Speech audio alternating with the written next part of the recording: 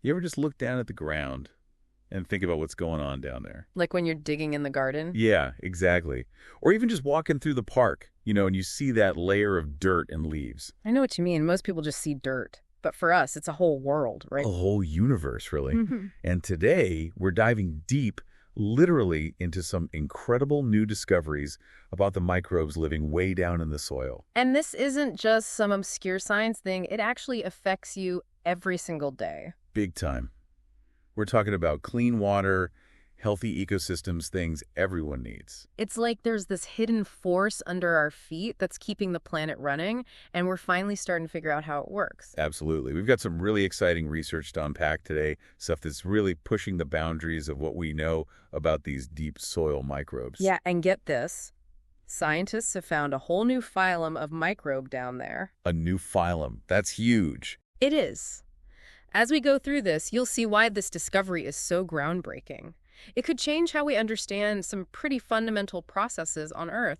It's mind-blowing when you consider what Leonardo da Vinci said, what was it, like 500 years ago? We know more about the movement of celestial bodies than about the soil underfoot. Right. We were so focused on the stars that we neglected the incredible world right beneath us. But thankfully, science is finally catching up. We're starting to explore this underfoot world with the attention it deserves. And a key concept here is something called the Earth's critical zone. You can think of it as the Earth's skin, the living, breathing layer that makes life possible. So it's not just dirt and rocks. Nope, not at all. It starts at the top of the trees, goes down through the soil, even into the bedrock, sometimes hundreds of feet deep. Wow, so this critical zone is alive and kicking, huh? What makes it so important for us? For the listener, I mean. It's like our planet's life support system, seriously. It's how soil is made, how water cycles through the environment, how plants get the nutrients they need. Okay, I'm starting to see how this connects to us. Think about it. This critical zone controls the water we drink, keeps ecosystems healthy. It's the basis of our entire food system. It really is the foundation for life on Earth. We don't always appreciate it, but it's there, working for us. Exactly. And we've learned a lot about the surface layers, but the deeper parts of this critical zone, that's a different story. It's like an unexplored frontier right here on our own planet. Yeah. And that's why these new discoveries are so exciting. They're giving us a glimpse into this hidden world and revealing how it affects everything above ground. Which brings us to the star of the show, this brand new microbe that's shaking things up. Tell us about this discovery. Okay, so a team of scientists led by James Tiege at Michigan State University. He's a pretty big name in microbiology, right? Oh, yeah, a leading expert. So his team found this entirely new phylum of microbe. Now, I remember from biology class that phylum is a pretty high-level category. Yeah, it's like discovering a whole new brand on the tree of life, like finding out there's a whole other group of mammals we didn't know about. They're calling this new phylum CSP13. CSP13, got it. And where did they find these microbes? They took soil samples from Iowa and China. Iowa and China, that's pretty far apart. Why those places? Well, both places have very deep soils, and the researchers wanted to see if they'd find this new phylum in very different parts of the world. So if they found it in both Iowa and China, that would suggest it's not just a fluke, right? That this could be something pretty common in deep soils globally. Exactly. It's all about seeing the bigger picture. And they weren't just skimming the surface either. They dug down pretty deep, about 70 feet. Okay, so we've got these deep soil samples. How on earth do you figure out there's a brand new microbe in there, something no one's ever seen before? DNA.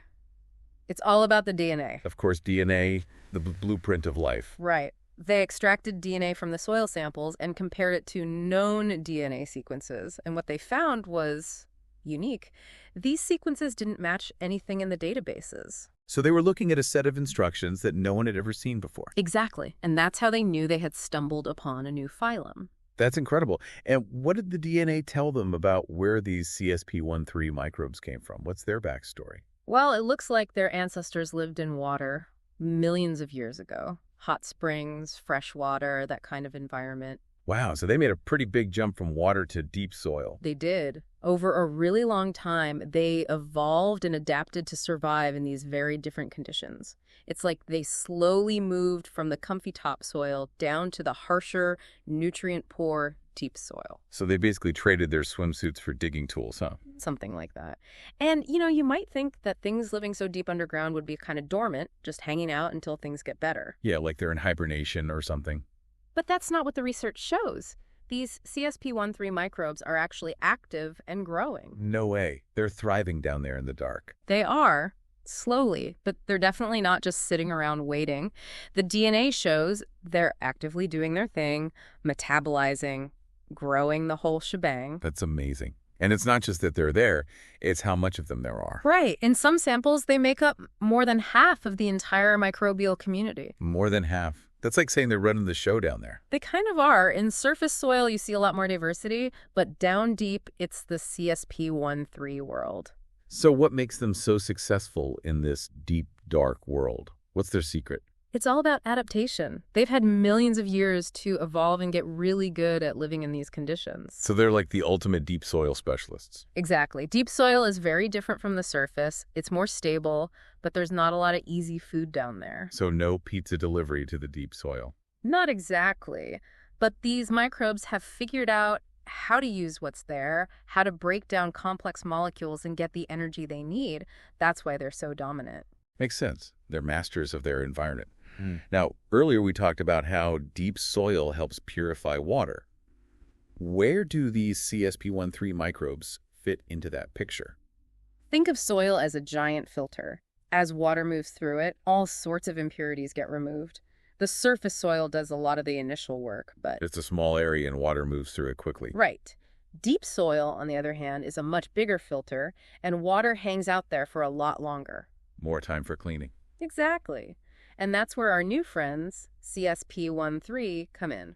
They're like the final stage of the filtration system? Yeah, they're the cleanup crew. They live off the stuff that makes it past the surface, the carbon and nitrogen that leaches down. So they're basically eating the leftovers and making the water even cleaner. You got it. They break down those complex molecules into simpler forms, and the water keeps moving down toward groundwater, which is where a lot of our drinking water comes from. I love that. They're like the tiny guardians of our clean water supply. Yeah. And Professor Tijit put it perfectly. He said, CSP13 are the scavengers cleaning up what got through the surface layer of soil. They have a job to do. They have a job to do. I like that. Makes them sound very official. Important job, for sure. So we've talked about the discovery, but what's next for this research? What are scientists trying to do now? Yeah, what are the next steps in understanding these fascinating microbes? The big challenge right now is trying to grow them in the lab.